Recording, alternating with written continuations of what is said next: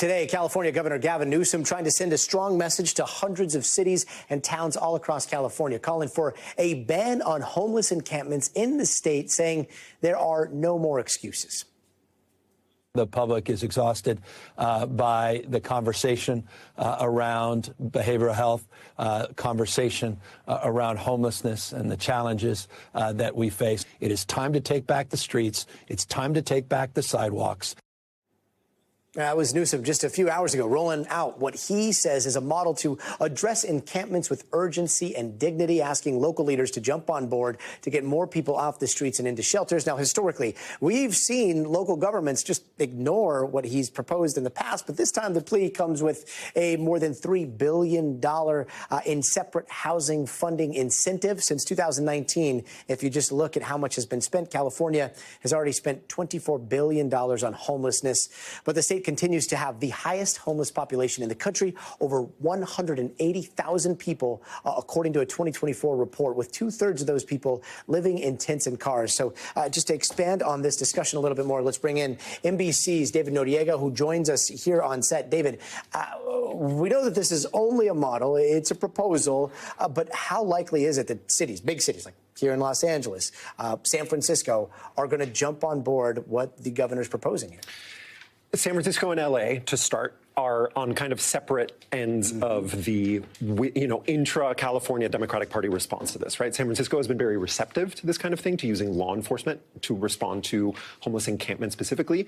LA, Mayor Karen Bass here in LA has positioned herself as a little bit of a foil to Gavin Newsom on this. Now, this model legislation does a few things. Model ordinance, municipal ordinance, does a few things. It proposes a few things. It says that cities should not allow people to camp in the same place for more than 3 days. After 3 days of being in one place, they're told that they need to move 200 feet away. It says that it proposes criminalizing any kind of encampment that blocks a city sidewalk, a public sidewalk. It does require the authorities to at least try to offer alternatives to people before clearing their camps, and also give them a 48-hour warning that their camp is going to be cleared. So the governor does try very hard to say that this is sort of compassionate and that there is a sort of softer side to this hard-edged kind of crackdown on homeless encampments. Now, what's interesting about this is that what the governor is proposing is a kind of carrot and stick approach, right, to homelessness itself, right? There is the billions of dollars of investment in behavioral health, treatment, shelters, beds, on the investment side. And then on the crackdown side, there is the attempt to criminalize a number of things that homeless people do, or sort of by necessity, right, such as encampments. The LA model is different in the sense that Mayor Bass specifically has invested a lot of money, she's done the investment side, and she will tell you that it's not necessary to do the crackdown criminalization side in the way that the mayor is saying. Now, both of them have a claim to success here.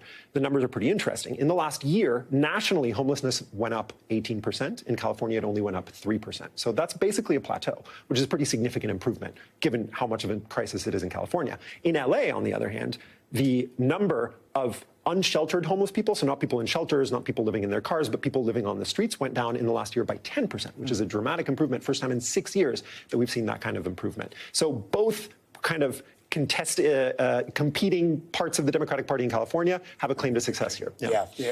And meanwhile, talking about everybody else in the other parts of the country, last year we saw SCOTUS make that decision that allowed, or at least gave a nod to local cities that were trying to crack down on homeless encampments in their cities. Have we seen a lot in terms of those crackdowns here in California? Yeah, many cities and local jurisdictions across California have passed, in some cases, quite harsh measures against homelessness in their in their jurisdictions. Governor Newsom, even during the press conference, criticized some of them as going too far in Fremont, California, for example, which he said subsequently kind of scaled back what was initially going too far in this realm.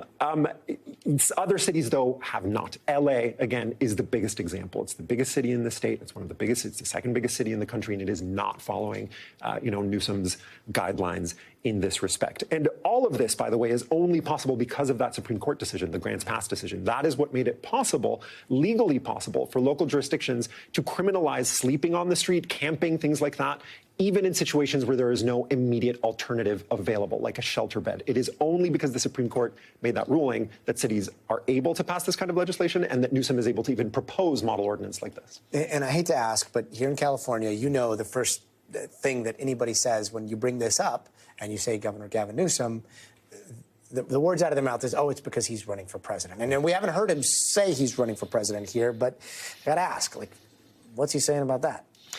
He still is not explicitly saying whether or not he's running for president. Everyone assumes that he is.